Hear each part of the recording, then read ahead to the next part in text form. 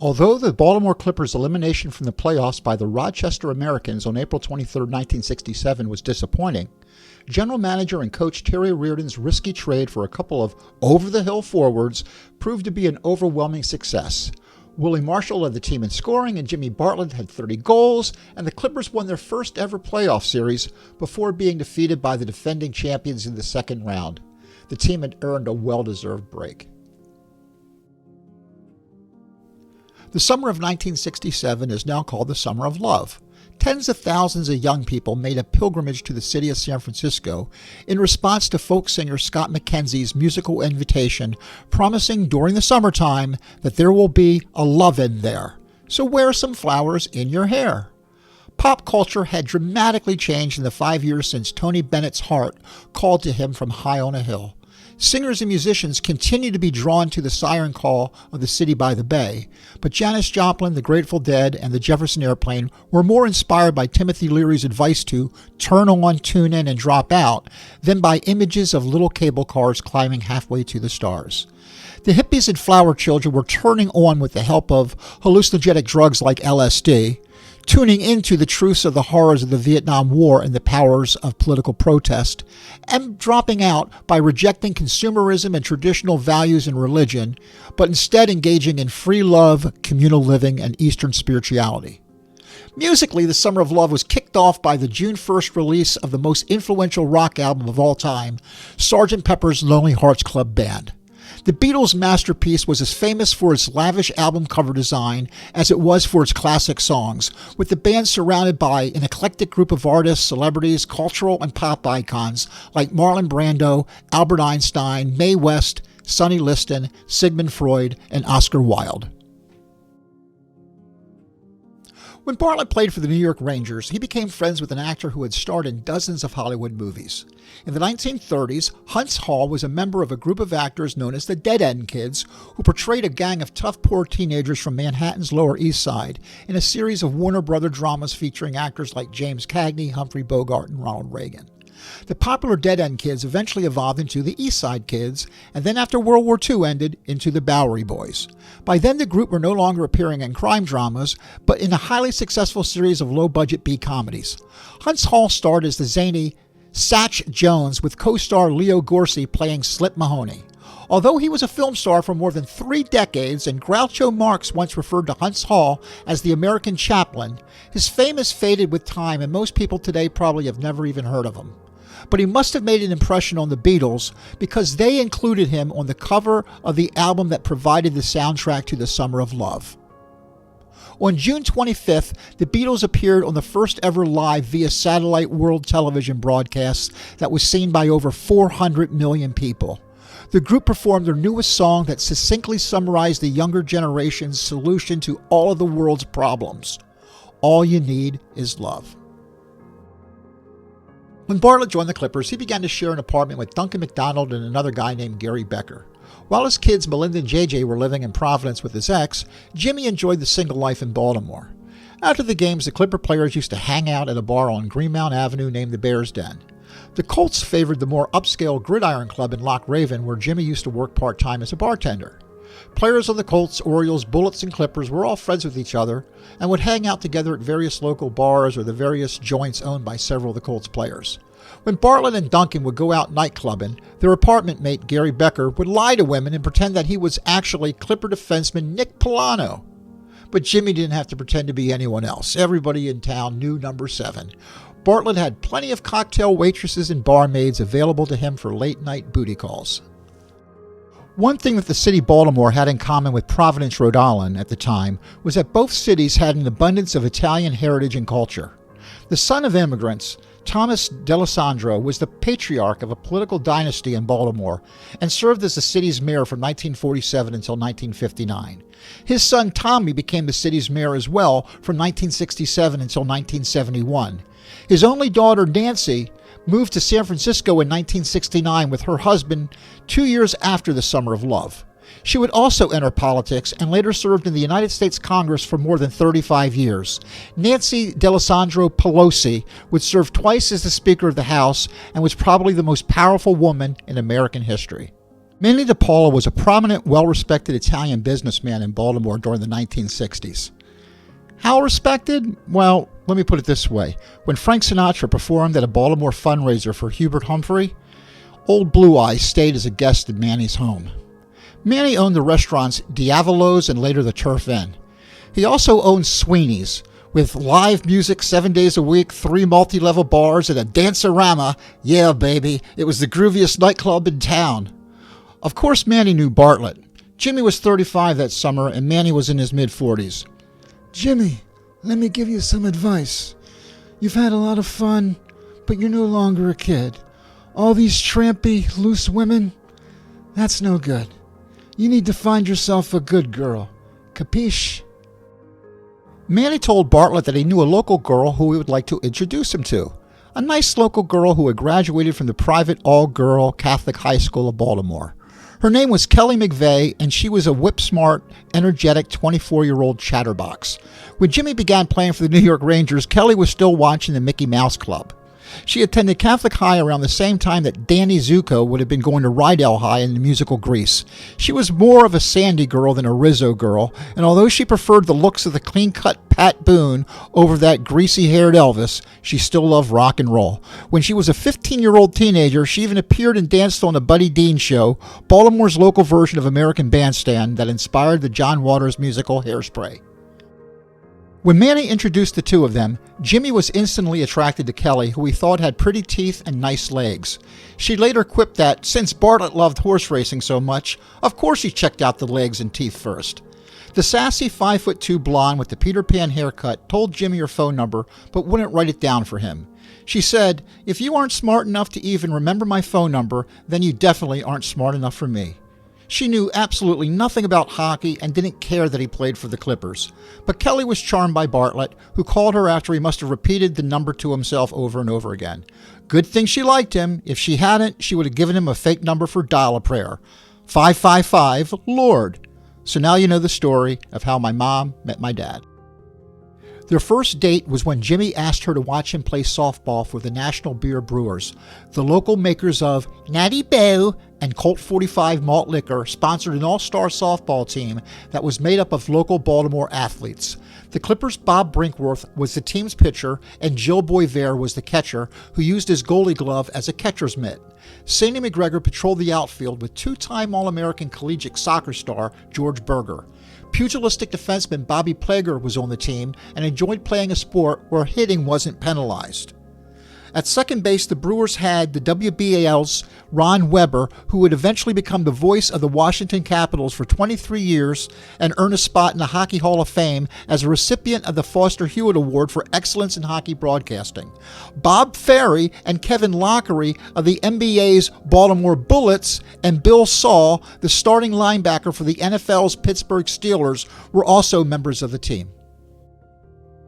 Once the Brewer softball team traveled to the Eastern Shore to play a game in the small town of Salisbury, which was known for its delicious Maryland fried chicken.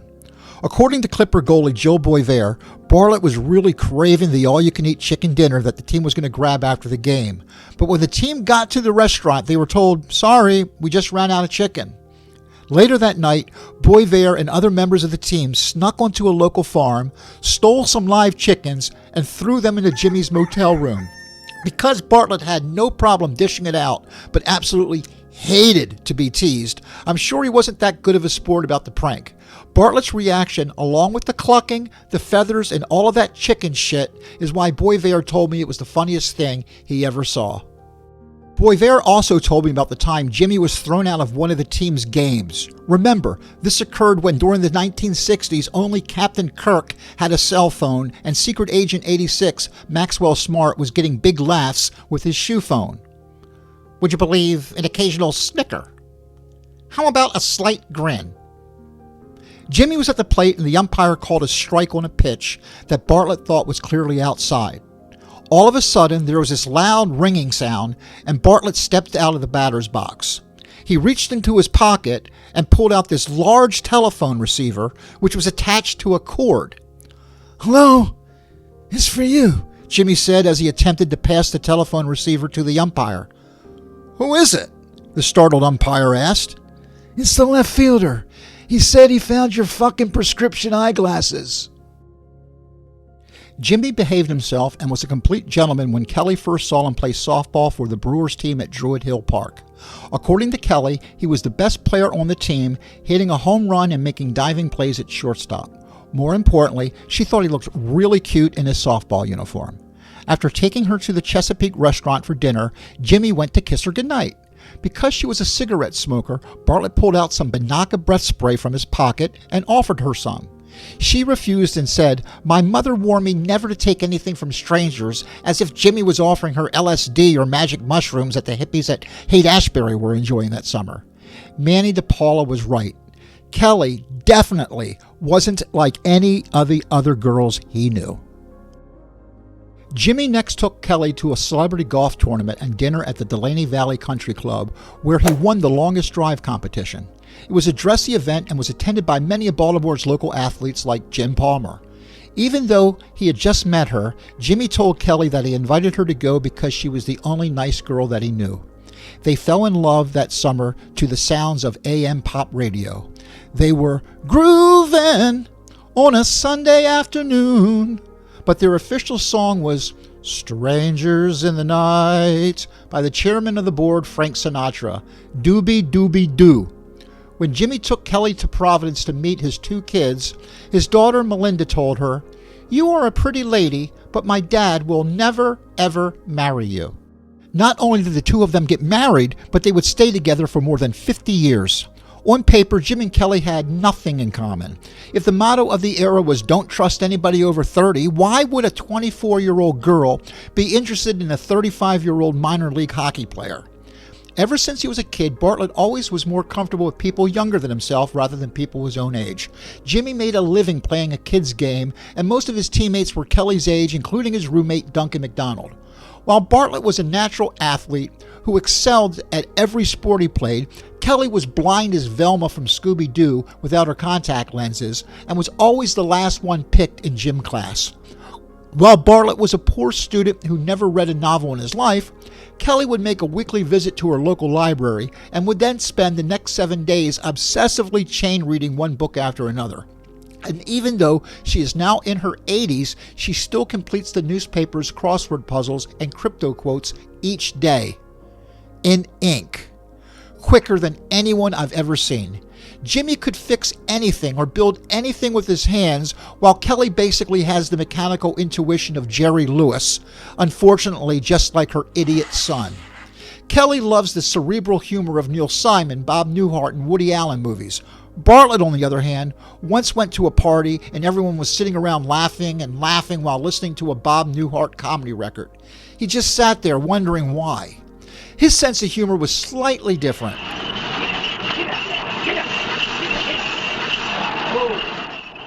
Halt! Who goes there? Santa Claus. Ah, there ain't no Santa Claus. That's what you think. Look, we got a present for you. Now that made Bartlett laugh. There's a scene in the classic movie Rocky when Rocky explains to Paulie why he's attracted to his sister Adrian. "I don't know. She's got gaps. I got gaps. Together we fill gaps." Kelly was extroverted to the extreme, and her personality was absolutely nothing like the painfully shy Adrian. But like Rocky and Adrian, Bartlett and Kelly's individual strengths compensated for each other's weaknesses.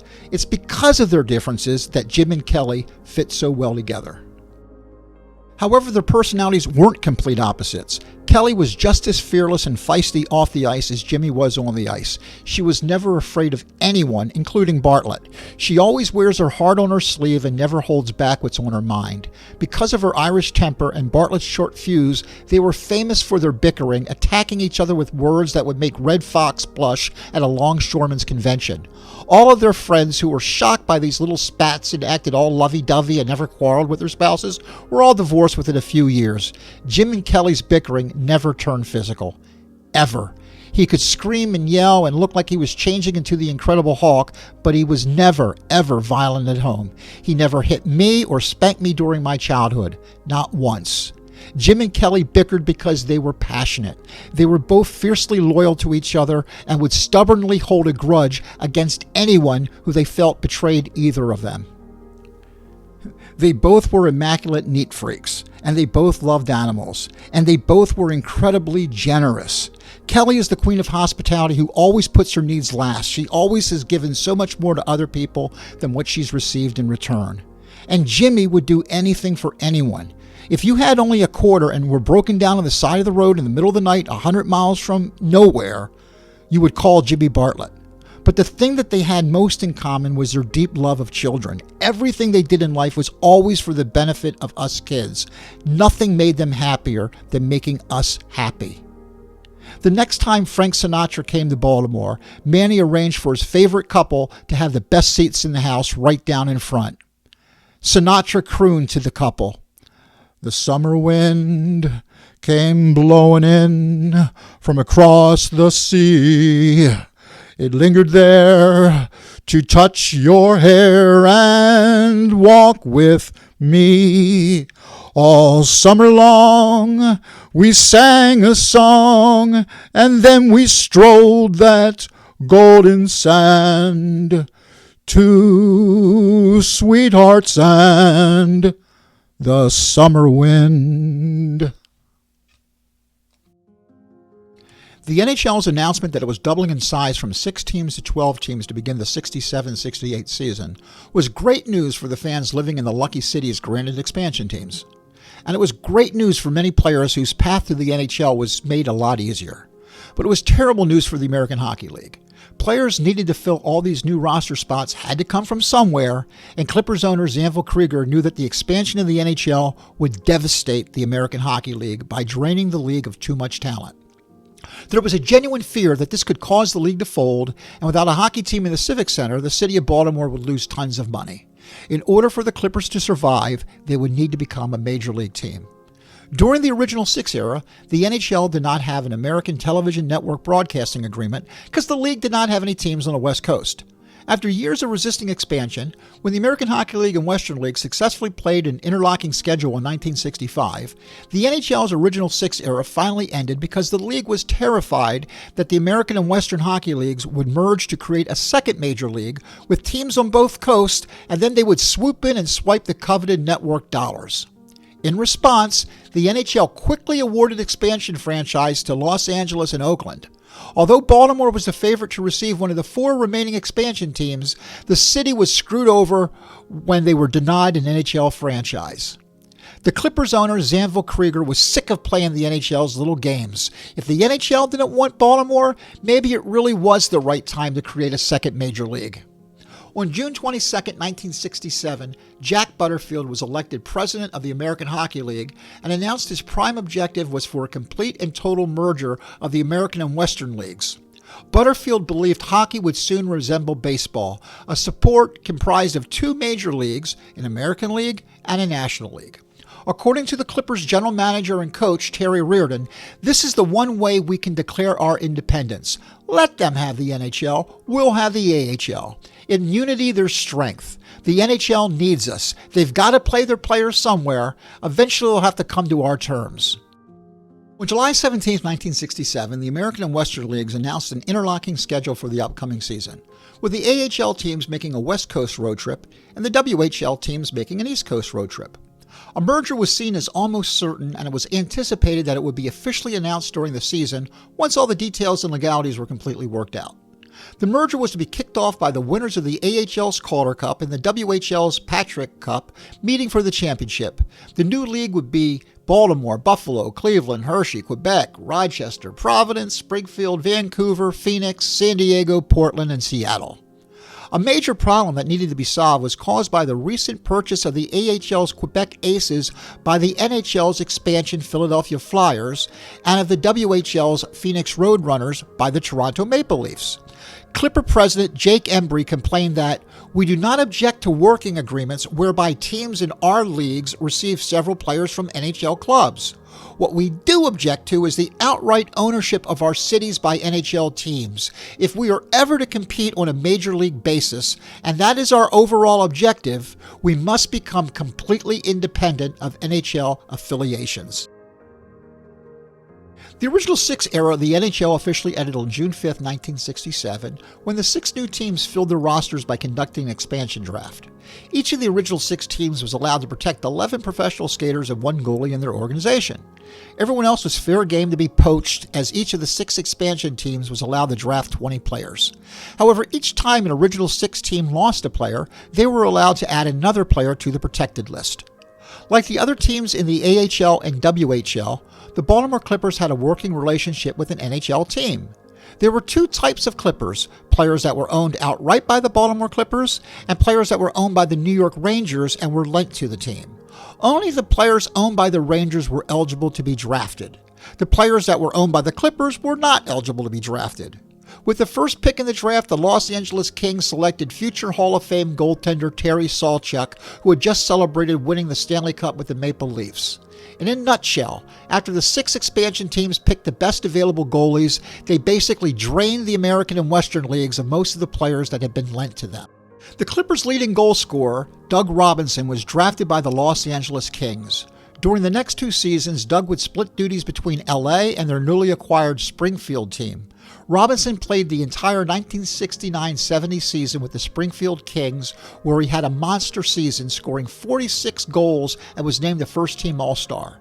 After scoring 15 goals playing the entire season for Los Angeles in 1970, he was unfortunately part of a package deal which sent him to Montreal for future Hall of Fame goalie Roger Vachon. Because the Canadiens organization was overflowing with talent, they dumped Robinson in the minors, where he played only 37 more games before retiring. Billy Collins was drafted by the Minnesota North Stars. From 1967 until 1978, Billy would play 768 games in the NHL, scoring 29 goals for Minnesota in 1969, 21 goals for Detroit in 1972, and 22 goals for St. Louis in 1974. Billy Hickey was drafted by the Oakland Golden Seals and scored 20 goals the next two seasons. Defenseman Rod Sealing was drafted by the St. Louis Blues. In order to buy him back, the Rangers had to give them Bobby Plager. Sealing would spend the next 7 seasons with the Rangers and played for Team Canada against the Soviets in the historical 72 Summit Series. Plager would spend the next 11 seasons starring on the blue line for the St. Louis Blues, where he reunited with his brothers Barkley and Billy and was able to play in 3 consecutive Stanley Cup finals under head coach Scotty Bowman. Plager became so beloved in St. Louis that his number was eventually retired by the team in 2017. On the same day as the draft, the New York Rangers ended their agreement with Baltimore and replaced the Clippers with the Buffalo Bisons. So all of the players owned by the Rangers who weren't poached in the draft were reassigned from Baltimore to Buffalo. The Clippers lost third-line forward Billy Nibbs, who would win the Calder Cup with the Bisons in 1970. They lost defenseman Ron Ingram, who was named the first-team All-Star with Buffalo in 1967 and a second-team All-Star the following year. In 1969, the Rangers would sell Ingram to Seattle in the Western League, where he'd play his final season. After retiring, Ingram would coach the Eastern League Syracuse Blazers to consecutive championships and the San Diego Mariners to 2 trips to the playoffs in the World Hockey Association. But most importantly, the Clippers lost goalie Gilles Villemure to the Bisons. Gilles would find stardom in Buffalo, where he'd be named the AHL's most valuable player in both the 1968 and 69 seasons. In 1970, Villemure would play for the New York Rangers, splitting duties with Eddie Jockman for the next 5 years, sharing the Vezina Award in 1971 and playing in 3 All-Star games, before ending his career as Tony Esposito's backup on the Chicago Blackhawks. After their agreement with the New York Rangers ended, the Clippers entered into a new agreement with the expansion Pittsburgh Penguins. At training camp, Baltimore expected Pittsburgh to send players to the team to work out with the Clippers like the Rangers used to do. But they didn't. So Reardon had no idea who would be on his roster except for the players already owned by the Clippers. After the NHL announced its plans to expand, Reardon followed the advice of a friend in the Rangers front office who warned him that the Clippers should stock up on as many players as possible. So Terry did his best to purchase as many quality players as he could. The players that were owned by the Clippers all reported to camp. Forwards Jimmy Bartlett, Willie Marshall, Sandy McGregor, Bob Brinkworth, Bob Cunningham, Jean-Marie Cossette, Duncan MacDonald, Eddie McQueen. Defensemen Aldo Guidolin and Nick Polano, and goaltender Gilles Boisvert. Apartment mate Duncan MacDonald reported to camp overweight and was still nursing a bad knee, and Bartlett's line mate center Bob Cunningham was still recuperating from shoulder surgery. Replacing Bobby Plager as the new team's captain was former Clipper coach Aldo Guidolin. When a fistfight broke out between Bartlett and Nick Polano during a training camp scrimmage, Reardon saw it as a healthy sign that the team had some spirit. Eventually, Pittsburgh supplied the Clippers with some players, and Terry was finally able to assemble a roster to begin the 1967-68 season. The Clippers' most important need was a new goaltender to replace Villemure. Fortunately, Pittsburgh lent the Clippers their top prospect, the 24-year-old rookie goalie Joe Daley. Joe Daley was the Pittsburgh Penguins' first-round draft pick in the expansion draft and was picked number 5 overall. As a member of the Red Wing organization, Daley played primarily for the Memphis Wings of the Central Pro League. The previous season, Daley played 16 regular season games for the Pittsburgh Hornets, but didn't appear in any playoff games during their Calder Cup run. The Clippers were able to add some firepower when the Penguins lent the 33-year-old veteran Tom McCarthy to the team, who they had drafted in the 15th round. The 6'1" left winger was a former teammate of Bartlett's when he played 24 games for the 1960-61 Boston Bruins. After being poached by the Canadiens, McCarthy was lent to the Cleveland Barons, knocking in 33 goals in 1965 and 36 goals in 1966.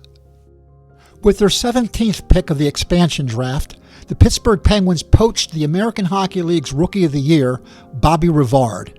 When he was lent to the Clippers, Bobby was relieved that he would no longer be victimized by Bartlett's vicious hits and told him, "I'm sure glad we're now on the same team." The Penguins also lent Baltimore an undrafted rookie forward, Billy Lecaine. When Bartlett played for the New York Rangers in the 50s, he was given the nickname Crazy Horse after the great warrior who helped Sitting Bull lead the Sioux Nation's resistance against America's relentless encroachment on Native American territory. However, unlike Bartlett, Billy Lecaine was an actual lineal descendant of Chief Black Moon, one of Sitting Bull's generals who fought at the Battle of Little Bighorn. The 6-foot left winger was born on a reservation in Saskatchewan and grew up as an orphan. After attending the University of North Dakota, Billy Lecaine would play for 8 seasons in the International Hockey League, primarily for the Port Huron Flags, before signing with the Penguins as a free agent. The Clippers' blue line was bolstered when Pittsburgh assigned defenseman Les Hunt to the team, who was drafted in the 20th and final round of the expansion draft. The 30-year-old veteran defenseman previously played 10 seasons for the Seattle Totems and the Vancouver Canucks, winning the Western League Championship in 1958. At the start of the season, Reardon put together a top line nicknamed the M-Line, with Willie Marshall centering Tom McCarthy and Eddie McQueen on the wings. However, when McQueen fractured his pelvis on October 30th, Reardon replaced him with Bartlett playing right wing on Willie's line, a strange new position for him. In today's NHL, it's common for wingers to play off-wing, like Alex Ovechkin playing left wing despite having a right-handed shot. But back in the 1950s, before the one-timer was invented, it was rare. Because Bartlett had a left-handed shot in 1952 when he was converted from defense to forward, his Hall of Fame coach for the Cincinnati Mohawks, Buddy O'Connor, made him a left winger. It's a wonder O'Connor wasn't investigated by Senator Joe McCarthy. On October 22, 1967, Jimmy beat Ed Chadwick for his first goal of the season in the Clippers' 3-2 loss against Buffalo. 4 days later, John McCain was shot down when flying a mission in Vietnam and began his stay as a prisoner of war at the Hanoi Hilton. He would not be released until March 14, 1973. Baltimore wasn't the only city that was upset about being rejected by the NHL. Vancouver could not understand how in the hell the NHL could double in size and add 2 cities from Pennsylvania, but not a single Canadian city. On Halloween 1967, Joe Daley played brilliantly for the Clippers, who defeated the Western League's Vancouver Canucks 4-1 at the Civic Center for their first home win of the season. Playing right wing on the top line, it was trick or treat when Jimmy was able to backhand Willie Marshall's goal-mouth pass into the net for a Clipper goal while the two of them were on a 2-on-1 breakaway. On November 4th, the Clippers defeated the Hershey Bears 5-2 at home in front of a large crowd. Nick Polano scored the first goal of the game with helpers from Marshall and Bartlett. Jimmy scored in the second and third periods, with both Marshall and McCarthy assisting on each of his goals. Although we couldn't convince the Chicago Blackhawks to sell Dick Meisner to the Clippers during the summer, in November, Reardon was eventually able to convince them to at least lend him to the team for the season. In 1964, the rugged forward previously scored 35 goals for the Clippers as a member of the team's Bonanza line with Gord, Labossiere, and Ted Taylor. But when the Rangers traded his contract to the Chicago Blackhawks, Meisner was sent to the Los Angeles Blades, where he scored 39 goals in 1966. Because the Blades folded when LA jumped to the NHL, Meisner had only played 6 games for the Portland Buckaroos before being told to report to Baltimore. As part of the deal, Reardon also bought from Portland another Clipper alumnus, Wally Chevrier. Chevy previously had played for the Clippers in 1964 when the Rangers owned his contract. In 1965, after Chevy was traded to the Blackhawks as part of the deal that brought Doug Robinson to Baltimore, he was assigned to the Buffalo Bisons before playing the next season for the Los Angeles Blades with Meisner. Although never flashy, the durable blue liner eventually would play 405 games for the Clippers, more than any other defenseman in the team's history. Because Meisner played right wing, he replaced Bartlett on the top line, which was once again nicknamed the M line. Reardon returned Jimmy back to his natural position on the left wing on a new line playing with Bobby Rivard and Billy Lecaine. When he played in Providence, Bartlett played on the famous B line with Pierre Briand and Stan Baluch. The new line of Bartlett, Bobby, and Billy was similarly nicknamed the B-Boy line. On November 10, 1967, in their first game back with the Clippers, Meisner scored in the first 5 minutes with an assist by Chevy and then added a third-period goal in Baltimore's 8-4 rout over the Springfield Kings. Bartlett scored the game winner with assists from Aldo and his new line mate Bobby Rivard. After the game, the Baltimore Sun wrote that Dick Meisner was well worth waiting for, rookie Joe Daley was Mr. Stop in the goal, and Bob Cunningham gave the club a tremendous second-period lift. But square-jawed James Baker Bartlett was the Clipper everybody gushed about. Bartlett scored the goal that broke a 2-2 tie, but even more than that, he gave the merciless 5,014 fans exactly what they wanted: Springfield blood. With 2 minutes left and the game out of reach, frustrated Springfield winger Randy Miller decided to get a little revenge and knee Jimmy in the thigh. According to the Sun, Bartlett waited for his chance to retaliate, and he got it. Miller bounced off the boards behind the Clipper goal and ran smack into Bartlett, who really nailed him with raised elbows and stick. Miller's mouth started to flow, so Randy went after Jimmy, and they crashed to the ice as gloves started flying. It was 1-against-1 until Springfield's Larry Johnston decided he didn't like those odds and leaped on Bartlett's back, grabbed Jim's jersey, and pulled it over his head while landing punches to the stomach and face. None of Bartlett's teammates caved to his aid, and after several minutes the officials finally restored order. After being sent off to the dressing room, Bartlett told the press before stripping off his uniform, "Miller gave me a knee and I think I've got a Charlie horse in the thigh. I had him lined up and I nailed him. He knows he got one."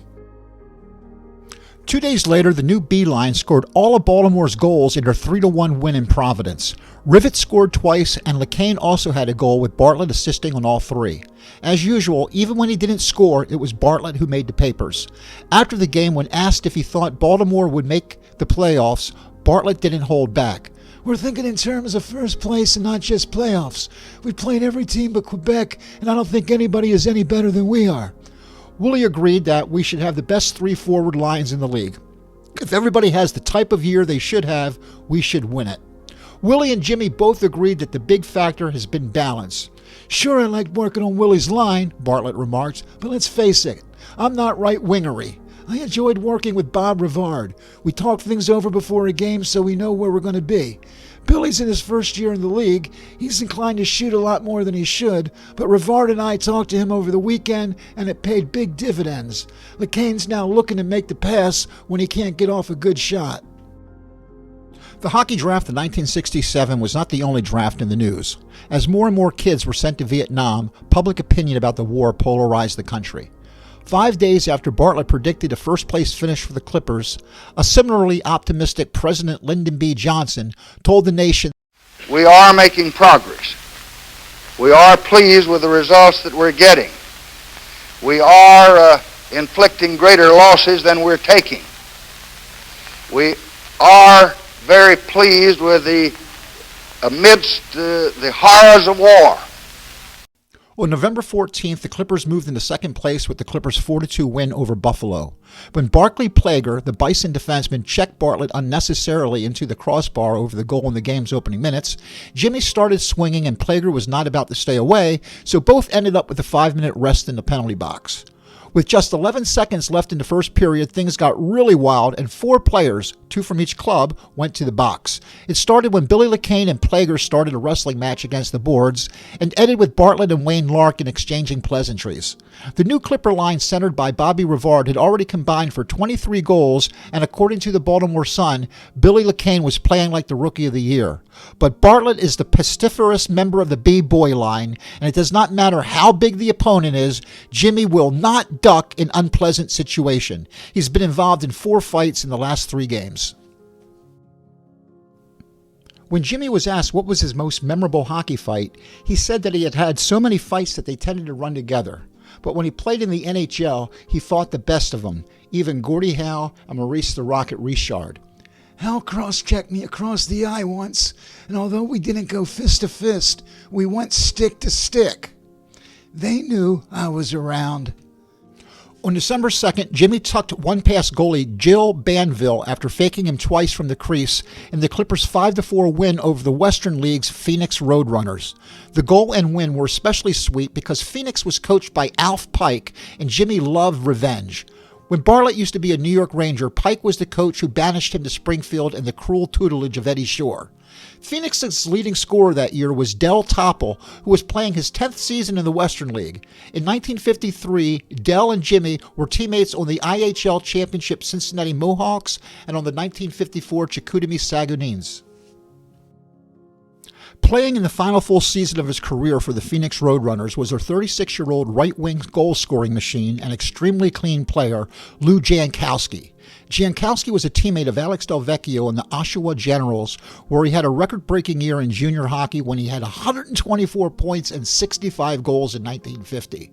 But unlike Delvecchio, who would eventually score 456 goals in 24 seasons with the Detroit Red Wings, Jankowski scored only 1 goal in 22 games with Detroit before they traded him to the Blackhawks, where he scored 15 goals in 1953 before being sent to the Buffalo Bisons of the American League for the next 3 seasons. But he didn't become a star until he joined the Calgary Stampeders in the Western League in 1958, where he would have 4 consecutive 40-goal seasons, including a WHL record 57 goals in 1960 when he was named the league's MVP. In 1963, Jankowski scored 40 goals for a 5th time in his only season with the Denver Invaders before scoring 84 goals in 3 seasons with the Victoria Maple Leafs before joining Phoenix. In his career, Jankowski would lead the Western League a total of 4 times in goals scored. 33-year-old veteran Phoenix defenseman Sandy Huckle scored one of the Roadrunners' goals in their loss to the Clippers. Sandy and his brother Fred were 2 of the most celebrated defensemen in the history of the Western Hockey League. Sandy was named to either the first or second All-Star team 7 times in his 18 seasons. In 1971-72, Sandy played his final season and would be awarded the Hal Laco Cup as the league's best defenseman for the 2nd time. After retiring, Sandy would win 2 consecutive Lester Patrick Cups and Western League championships as the coach of the Phoenix Roadrunners. After playing 119 games in the NHL, Sandy's brother Fred played his last game for the Chicago Blackhawks on January 21, 1954. Fred Huckle was sent to the Western League, where he played primarily for the Calgary Stampeders and was named either a first or second team All-Star 8 times. After being drafted in the 16th round of the NHL's expansion draft, 35-year-old Fred Huckle played 43 games for the St. Louis Blues, returning to the NHL after 13 long years, a record that he continues to share to this day with Larry Zeidel. But when Scotty Bowman added Doug Harvey to the Blues for the playoffs, in order to make room on the roster, Huckle was sent down to the Kansas City Blues of the Central Hockey League, where he replaced Doug Harvey as the player coach. Disaster hit the Clippers when Willie Marshall broke his ankle slipping on ice delivering presents on Christmas Eve 1967. Whether Marshall's injury was caused because Willie was consumed by too much Christmas spirit, or because he consumed too much Christmas spirits, doesn't really matter. What matters is that the injury was a devastating blow to the team. The B-boy line had to be broken up as Rivard was promoted to replace Willie on the top line. Cossette, Cunningham, and McGregor were now the second line. Because of all the team's injuries, for the second time during the season, Jimmy was assigned to a new position when Cherry asked Bartlett to center a line with Duncan MacDonald and Billy Lecaine as his wingers. In his first game playing center, it didn't take long for Bartlett to light the lamp when he scored the Clippers' first goal at 9:35 of the first period in the Clippers' 2-2 tie against the Quebec Aces. With 2 minutes left of the game, Quebec's John Hanna, who'd already taken 4 trips to the penalty box during the game, whacked Dick Meisner with his stick, who immediately retaliated by battering Hanna to the ice. From Coach Reardon's viewpoint from the bench, Meisner simply seemed to be holding Hanna down. "Why isn't he hitting him?" an irritated Reardon asked. "He's got his hands around Hanna's throat. He's choking him," a player answered. "Oh," Reardon said, "that's okay then." When order was restored by the referee and they were put in the box, Clipper captain Aldo Guidolin also picked up a high-sticking minor, giving Quebec a power play with 2 minutes to play in a tie game. Bartlett was on the ice and he'd already exchanged a few punches with Quebec's Rosie Paymont when they were both sent off for roughing in the first period. According to the Baltimore Sun, Jimmy was itching for a scrap anyway, so he glided by Quebec's Terry Ball and shoved an elbow in his side. That, Bartlett thought, should provoke Ball, and the referee will catch him starting a fight and stick him in the penalty box to even things up. "Watch out or I'll punch you in the nose," Ball snorted. Deciding not to wait until Ball carried out his threat, Bartlett flew at him with fists flailing. Ball never had a chance. Both benches cleared and violent fistfights broke out all over the ice. Clippers defenseman Duck McCallum prevailed in an epic slugfest against Rosie Paymont. Even the two goalies, Joe Daley and Quebec's Fern Rivard, skated out the center ice and fought each other. After the refs restored order, it took about 12 minutes to clear all the debris that the Baltimore fans threw on the ice before the game could restart to play the final 2 minutes. Fans in the Civic Center continued to pelt the Quebec players while the police escorted them to their dressing room. On the way to the dressing room, Reardon and Quebec's coach Vic Stasiak stood nose to nose, but all we did, Reardon laughed, was swear at each other. When asked after the game what it was like adjusting to the new position at center, Jimmy told the press, "When you've played hockey as long as I have, it doesn't make much difference where you are in the front line. One position's about the same as another. But I have to keep reminding myself where I'm supposed to be playing. Sometimes I forget and turn the wrong way, but Billy and Duck and I help each other out. We did pretty well against Quebec, too, considering it was the first time we played together. We had a couple of bad shifts, but nothing too terrible." However, for whatever reason, this new line with Duncan MacDonald and Billy Lecaine just could never click, and Bartlett was held scoreless in the next 9 games. Maybe adjusting to the new position was more difficult than he claimed. On January 8, 1968, Fern Rivard was 2 minutes away from a 1-0 shutout for Quebec, who were on the power play. When the Aces' 22-year-old star center, Andre Lacroix, hit the post from 5 feet out, Bartlett decked Lacroix at the blue line. Lacroix would have 6 consecutive 100-point seasons playing world hockey in the 70s. When Bartlett wasn't called for a penalty, the Quebec fans screamed and booed at Bartlett and showered the ice with debris. For some reason, this inspired the Clippers, and Sandy McGregor, Billy Lecaine, and Tom McCarthy each scored in the game's final 120 seconds. The 3-1 comeback victory was the team's 12th straight win at home. January 15, 1968, a center for the Minnesota North Stars, Bill Masterson, died as a result of a brain injury he received when the back of his head hit the ice following a clean hit during a game against the Chicago Blackhawks. This injury influenced many players to begin wearing helmets, which didn't become mandatory until 1979. Bartlett wasn't one of them. He always thought helmets created more injuries because it actually encouraged stick-swinging headhunting and dangerous play by providing a false sense of security. Bartlett's logic was actually similar to the nuclear strategic policy that was outlined by Secretary of Defense Robert McNamara in a speech about the Cold War a few months earlier. World peace was dependent upon fear of thermonuclear annihilation. When you don't wear a helmet, you don't swing for the head out of fear of getting whacked in the head. Mutual assured destruction. The Clippers were scheduled to play the Portland Buckaroos the next night. During the 1960s, the Portland Buckaroos made the finals 6 times and had some of hockey's most loyal fans. The team was loaded with many of the best players in the history of the Western League. In 1962, Portland's Jimmy McLeod won the Western League's Lester Patrick Championship in his first full professional season as a starting goalie for the San Francisco Seals. In 1964, McLeod was a first-team All-Star for the Seattle Totems and led the Western League in lowest goals against average for the first of 4 times in his career. After winning his second championship with Seattle, he was traded to Portland prior to the 67th season. In 1968, McLeod would be named a first-team All-Star for the second time. In 1970, McLeod would win his 3rd championship as a member of the Buckaroos. McLeod would finally get a chance to play in the NHL when he played 10 games for the 1971 St. Louis Blues. The following year, he would jump to the World Hockey Association as the starting goalie for the Chicago Cougars. In 1973, he would be sold to the New York Golden Blades, who then sold him to the Los Angeles Sharks mid-season. In 1974, McLeod finished his career as the 3rd-string goalie for the short-lived Baltimore Blades. In 1958, the Boston Bruins waived their playmaking center Norm Johnson after only 39 games. After being picked up by the Chicago Blackhawks, they lent him to the Calgary Stampeders for 4 seasons, where he was named the first-team All-Star in 1960 and 1961. In 1963, the Blackhawks sold Norm to the Los Angeles Blades, where he twice scored 30 goals and was the team's second all-time leading scorer behind Bartlett's old Bruins teammate, Hall of Famer Willie O'Ree. After Los Angeles entered the NHL, Johnson joined Portland to start the 67 season, where he played the final 4 seasons of his career.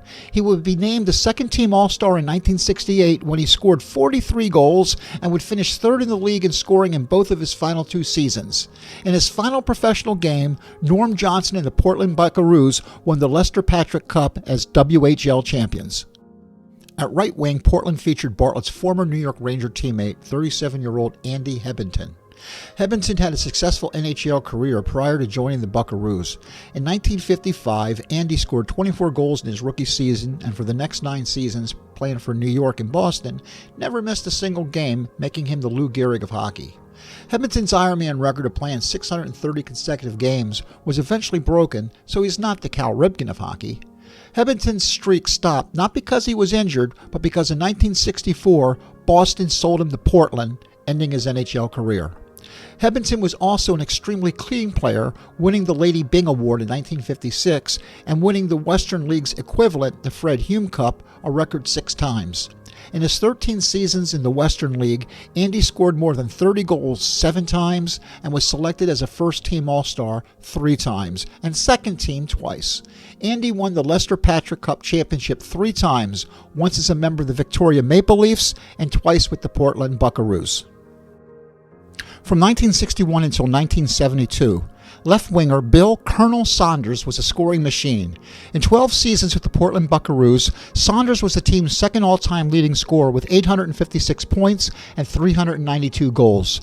He was selected as second-team All-Star in 67, 70, and 71, but his best season was in 1968 when he was named to the first All-Star team after finishing the year with 112 points and leading the Western Hockey League with 53 goals. Despite scoring more than 30 goals in the WHL 9 times, Saunders was never given a chance of playing in even a single game in the National Hockey League. During the 1960s, the most hated player in professional hockey was Portland's defenseman Connie Mad Dog Madigan. He was so hated that he was great for league attendance. People would pack the rinks just to boo him. Madigan is the WHL's all-time leader in penalty minutes and accumulated a combined total of 3,537 minutes in various leagues in his career. He was hockey's biggest goon prior to the Philadelphia's Broad Street Bullies of the 1970s. Madigan was so violent on the ice, he once butt-ended a referee with a stick during a game against the San Diego Gulls. After spending a couple of years in the International League, Madigan played 2 seasons for the Western League Spokane Comets and a year with the Los Angeles Blades. In 1964, he was sold to the Providence Reds, where he was briefly a teammate of Bartlett's. After playing only 10 games with Providence, he was sold to Portland, where he would play for the next 10 seasons. Although Mad Dog was most famous for his violent reputation, he was also a very successful defenseman and was named either a first or second team All-Star 7 times. He was awarded the Hal Laco Cup as the WHL's best defenseman after the 65 season. In January 1973, at the ripe old age of 38, Portland traded Madigan to the St. Louis Blues, where he made his NHL debut, playing the final 20 games of the season. Madigan continues to hold the record as being the oldest rookie to ever play in the National Hockey League. The next year, he was back in Portland, where he finished his career. In 1977, Madigan made an appearance in the cult classic film Slapshot and played a character based upon himself, legendary goon Ross Mad Dog Madison, who famously flips the bird to the booing Charlestown Chief fans before the championship game. Also in defense, Portland had their veteran blue liner Doug Messier, whose son Mark Messier eventually became slightly more famous. But the team's superstar was undoubtedly their legendary 32-year-old center, Art Jones, who played with the Buckaroos from 1960 to 1974, winning the Western League's championship 3 times, leading the league in scoring 6 times, and twice was named MVP. Art Jones would score 1,580 points with 578 goals in his 17-year Western League career, but he would never play a single game in the NHL. Pittsburgh sent some help to the injury-plagued Clippers when they lent the team veteran forward Gene Ubriaco for the Clippers' January 16, 1968 matchup against Portland. After 5 solid years playing in the AHL, Ubi had a monster season in 1965 when he was named the second-team All-Star after he scored 42 goals and had 86 points for the Hershey Bears. Proving it wasn't a fluke, Ubi scored 38 goals the following season. After star center Jeannot Gilbert was poached in the expansion draft by the Penguins, the Hershey Bears traded Ubriaco to the Penguins for his return. Before the game, Reardon created a new line with Bartlett centering Ubi and Meisner on the wings.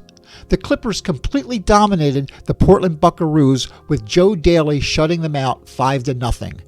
Ubi and Meisner both scored with helpers from Jimmy Bartlett. On January 19, 1968, the Clippers next played the Western League's San Diego Gulls. San Diego's leading scorer was Len Ronson, who played with Bartlett and Providence in 1964. The team also featured his former Boston teammate, the speedy Willie O'Ree, who had scored 30 goals in each of his last 3 seasons with the Los Angeles Blades. Even though he was really small for a defenseman and couldn't have weighed more than 150 pounds, San Diego's 34-year-old defenseman Gordie Sinclair made up for his lack of a physical game by using his head instead of his body. His superior hockey sense, or hockey IQ, allowed him to be named a first-team or second-team All-Star 7 times in his 11 seasons playing in Seattle. In 1966, Gordie joined San Diego and was named the team's MVP. He would play in San Diego until he retired after the 1969 season. The new line continued to click when the Clippers defeated San Diego 5-2. Jimmy turned in some fancy stick work to set up Dick Meisner's goal and to score one himself, which gave Baltimore a 2-0 lead, which they never relinquished. 2 days later, with all the division teams tight in the standings, Baltimore played the first-place Springfield Kings at the Civic Center for a Saturday early afternoon game on Stick Day, the day that the kids in attendance were given a free hockey stick, and there was a public skate on the rink after the game. The Bartlett, Meisner, and Ubriaco line continued its hot streak in the Clippers' 7-2 blowout. It didn't take long for Jimmy to find the back of the net when he gave the Clippers the lead at 1:15. Later in the period, Meisner fed the puck to Bartlett, who scored again to give Baltimore a 3-1 lead. After recovering from a vicious hit, Bartlett picked himself off the ice and scored the only goal of the second period, completing the hat trick. In the third period, after Bartlett was dropped once again by a huge Springfield hit, he responded by lighting the lamp one final time when he beat the Kings goalie Jacques Caron for his 4th goal. The only Clipper before Bartlett to score 4 goals in a game was his line mate, Dick Meisner, who assisted on all 4 of Jimmy's goals. Meisner scored 4 in a game when he was on the team's Bonanza line in 1964. Jimmy was asked after the game to comment on a report that he has to get mad in order to play well. It's funny, but when everyone leaves me alone, I play a lousy game. I have to get whacked good to make me part of the game. That's why I guess I got those last 2 goals. I got hit pretty good before both of them, and I guess I just bounced back to get even. Reardon told The Sun, "I don't want to give Jimmy a big head, but he has done one heck of a job for us. Most people remember him as a left winger or more recently as a center, but don't forget he did a great job as an off wing with Willie Marshall and Tom McCarthy." The Baltimore Sun did a good job of feeding Bartlett's ego as well. They wrote, "Knocking Bartlett down doesn't seem to work, the Kings found. Decking just seemed to make him go at it harder. His matchless stick handling around the goal brought the crowd roaring to its feet time after time." However, in a rare display of modesty, Jimmy credited the team's defense for the team's 4-game winning streak. You know, our defense has been great. They've really moved the puck and hitting the forward with great passes. It's really an asset when your defense can get the puck up to you. He also complimented the coaching. Our lines are working well together. I don't know, maybe Reardon has a crystal ball. The team's chemistry was destroyed less than a week later when Bobby Rivard and Gene Ubriaco were called up to play for the Pittsburgh Penguins. This ended the red-hot Bartlett, Meisner, Ubriaco line. And more importantly, the Clippers lost another one of their centers. Rivard had scored 14 goals and had 38 points in his 48 games with the Clippers that season. Cunningham was now the team's only real center, playing on a line with Sandy McGregor and Jean-Marie Cossette.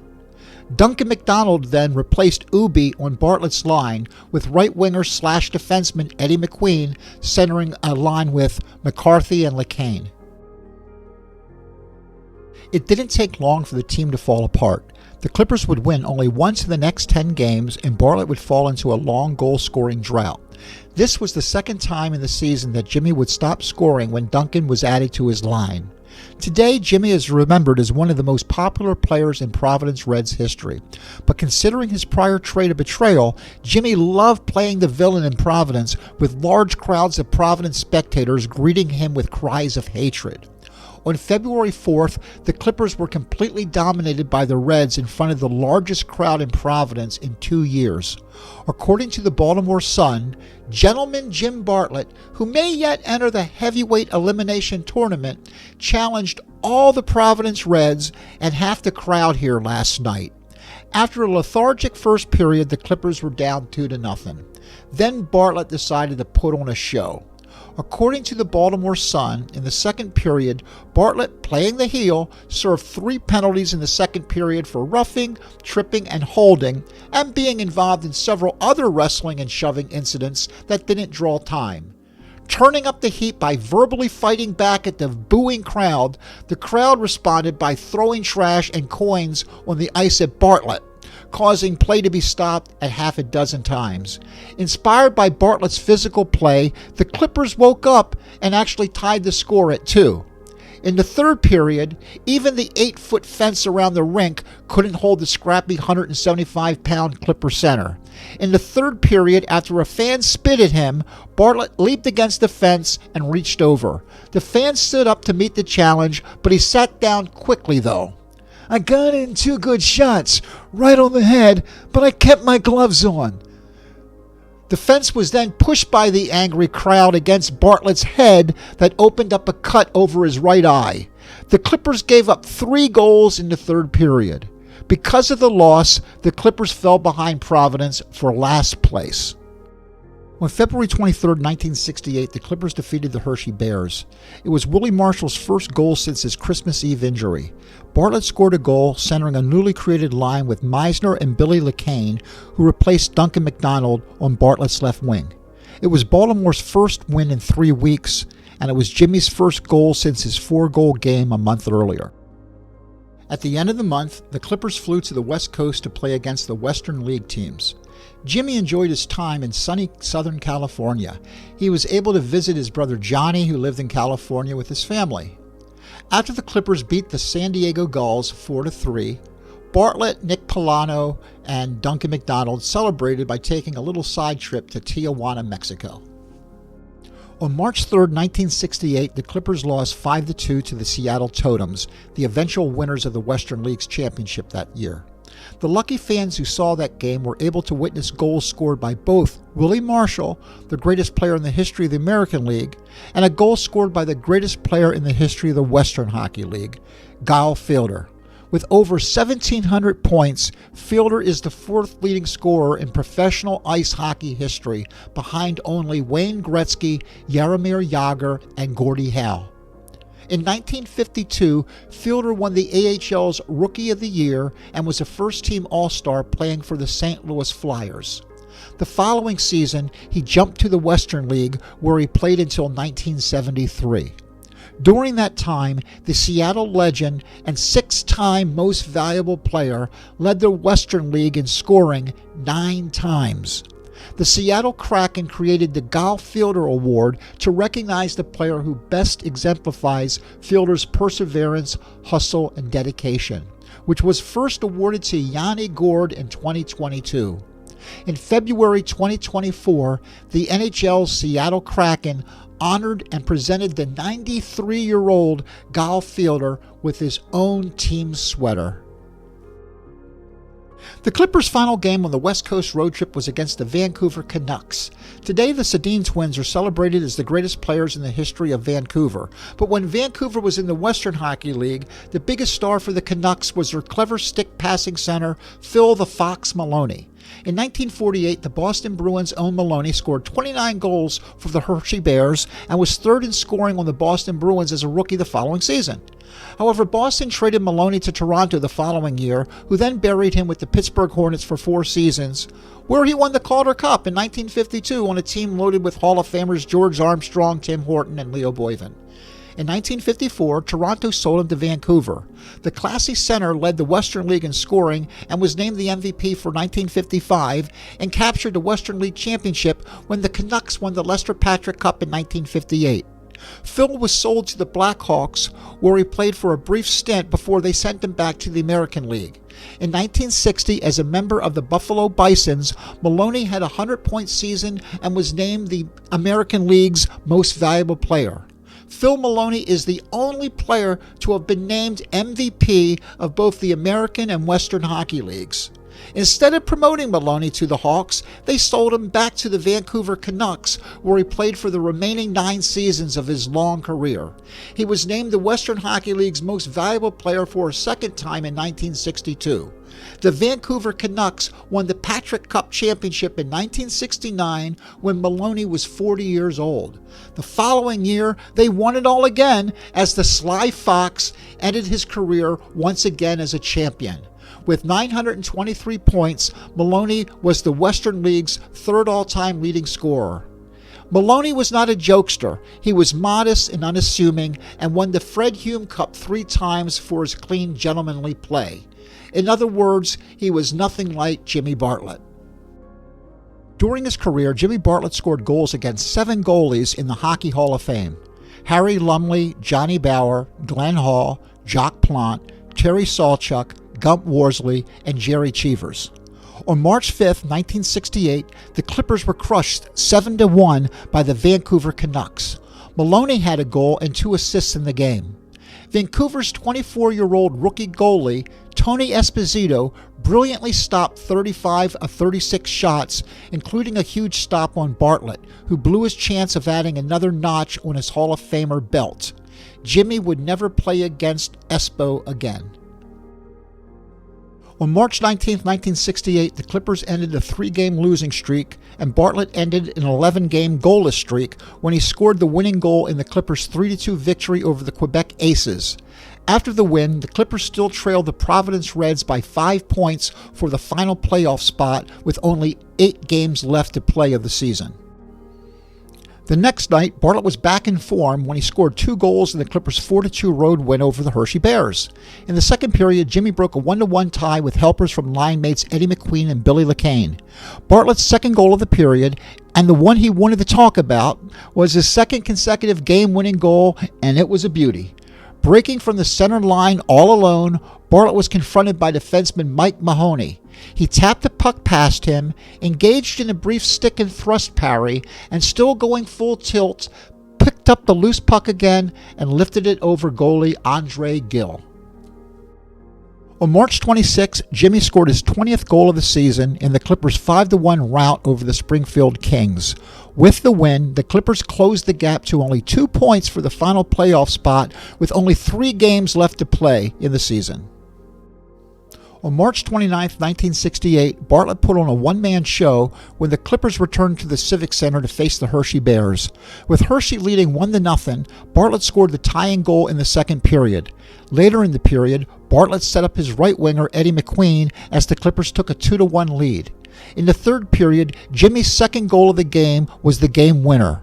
After Hershey's Mike Nicoluk scored against Boisvert while both teams were playing 4-on-4, Billy Lecaine scored the Clippers' final goal on the power play, with line mates Bartlett and McQueen also picking up points. Bartlett had 4 points in the Clippers' 4-2 win. After winning their third consecutive game, Baltimore was on fire with 2 games left to go of the season.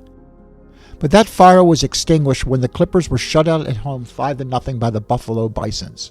In the season finale, the Clippers played against the Reds in Providence, with the winning team making the playoffs and the losers going home.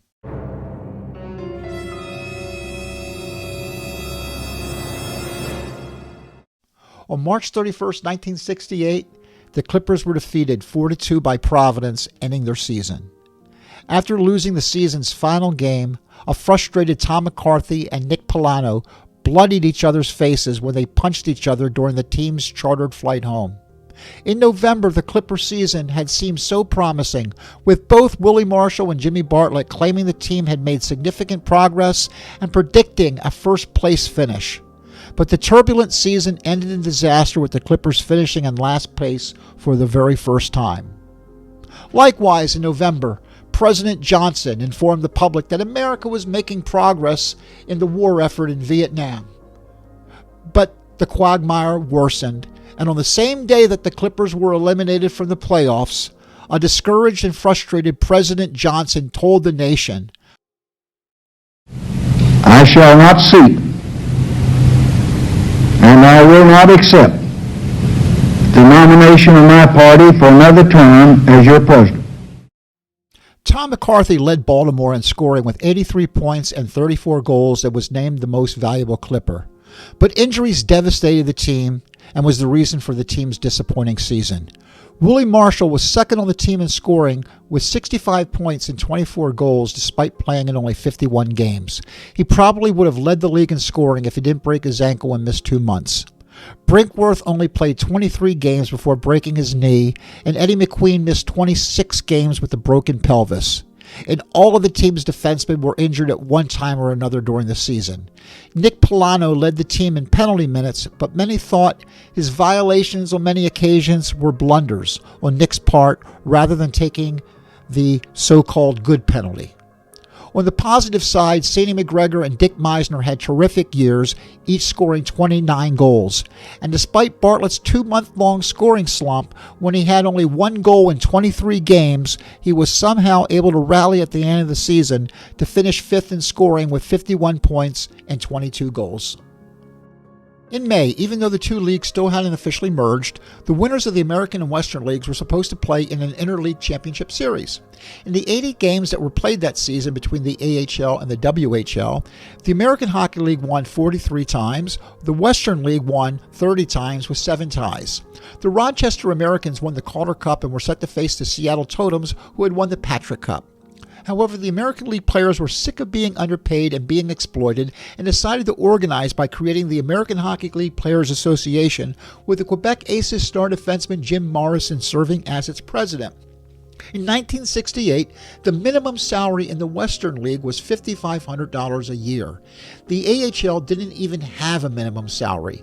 Instead, the American Hockey League's average salary was only about $7,000 a year.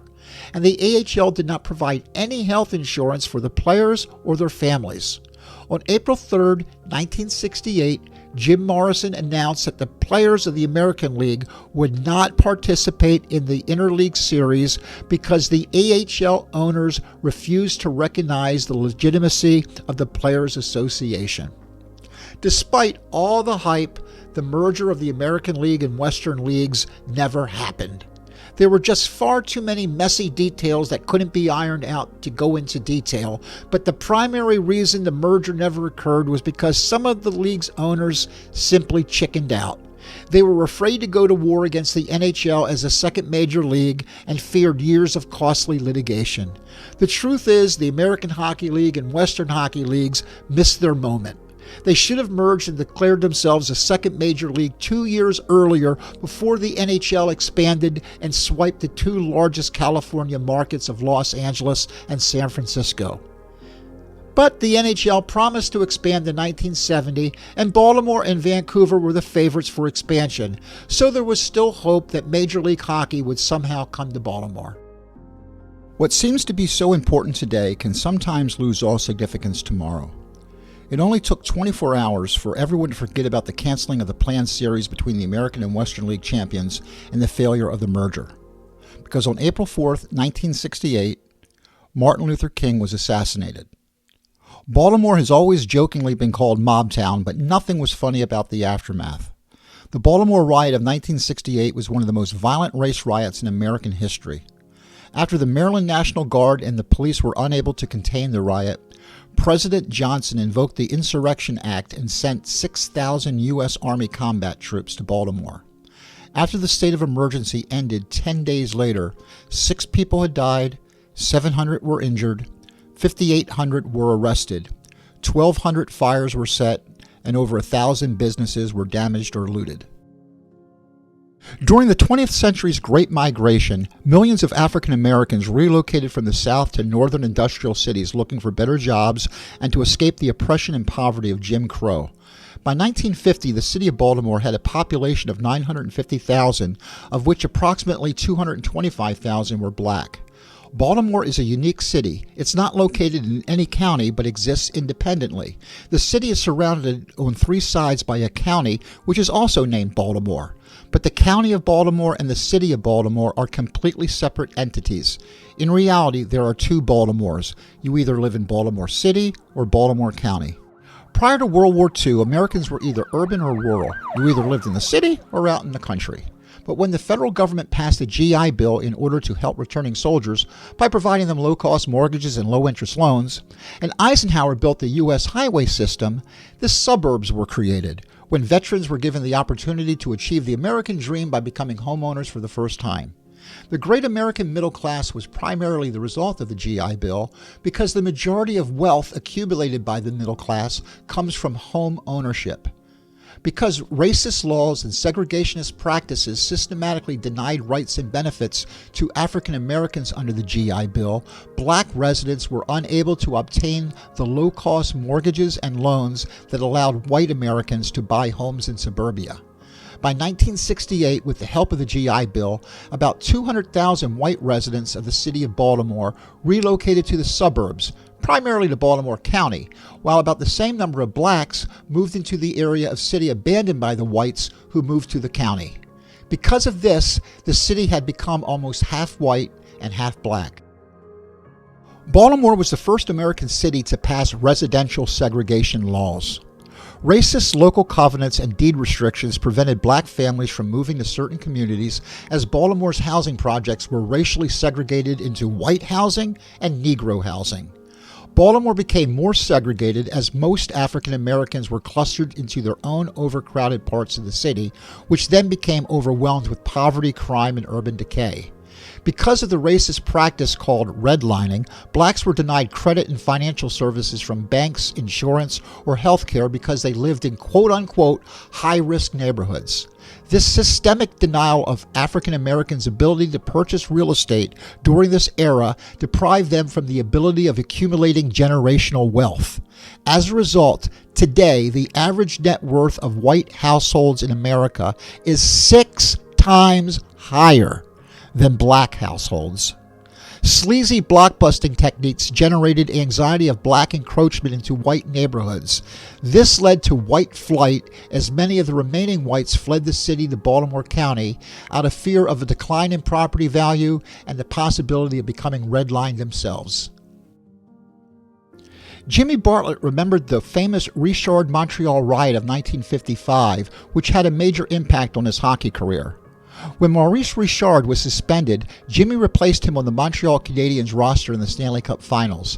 The Habs management felt that their coach Dick Irvin instigated the riot by encouraging the Rockets' reckless violence. Seeking to change the team's culture, Irvin was replaced as coach by Toe Blake, and the fiery Bartlett was allowed to be poached by the Rangers.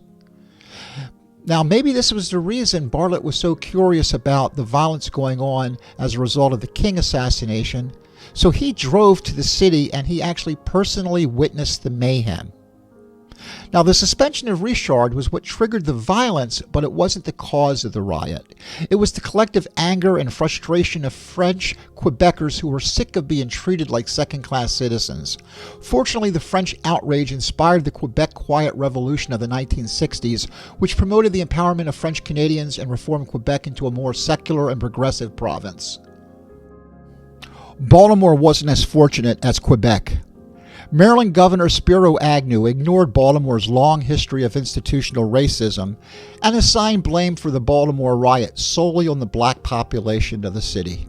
His statement that evil men, not conditions, caused the riots appealed to white working-class conservatives and was a reason Richard Nixon selected him to be on the 1968 ticket as his vice president. There is a myth that racism only exists in the South. Many northern states like Maryland are only blue states because of their large black populations, who are largely concentrated in the cities, not because northern states are full of white liberals. For instance, in 1972, the very liberal George McGovern was the Democratic nominee for president. However, he did not win the Maryland primary. Maryland was won by George Wallace that year, whose famous motto was segregation now, segregation tomorrow, and segregation forever. Baltimore became even more segregated after the riot as the city became predominantly black. In 2015, Baltimore again became the center of civil unrest following the acquittal of police officers accused of murdering Freddie Gray. As 21st century African Americans began to move away from Baltimore City and into the suburbs, many white Baltimoreans have now abandoned Baltimore County and have begun to flee to more rural areas.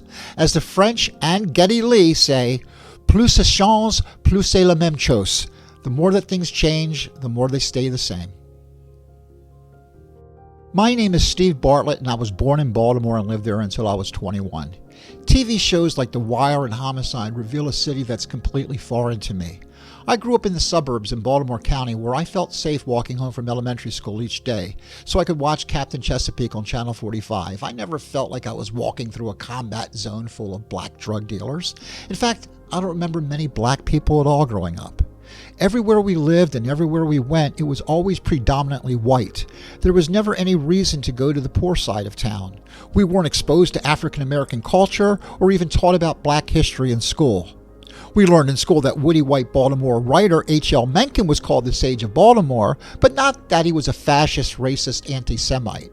I don't remember learning in school that Harriet Tubman, Thurgood Marshall, and Frederick Douglass were Baltimoreans. And we definitely were never taught about segregation, blockbusting, or redlining. Baltimore was already severely segregated by the late 1960s when Gen Xers were born, and we all grew up in the suburbs. Generation X did not create segregation. We just grew up in an already segregated society. All we knew was that the bad side of town was black and the nice side was white. Segregation created a false sense of the natural order. This has caused too many uninformed white members of my generation to falsely confuse correlation with causation.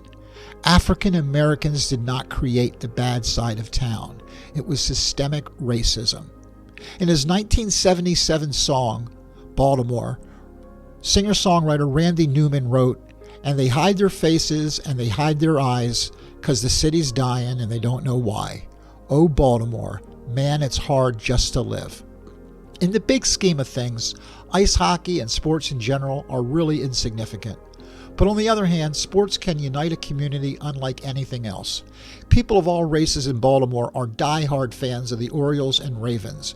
White and black Baltimoreans proudly shouted, "Eddie, Eddie, Eddie," at Oriole games back in the 80s. And Brooks and Frank Robinson used to joke that everyone thought they were brothers.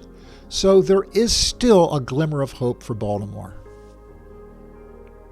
The Summer of Love couldn't stop the Vietnam War or prevent the deaths of MLK or RFK. Was the Summer of Love a beautiful oasis in a sea of violent and racist turbulence we called the 1960s? Was it even real or just an illusion? How many of yesterday's hippies really only cared about the sex, drugs, and rock and roll? How many of them are now angry old MAGA boomers condemning Black Lives Matter as a gang of violent thugs while supporting the January 6th insurrectionists as patriots? I don't know. But for at least two people, my parents, Jim and Kelly Bartlett, the Summer of Love was very real and very eternal.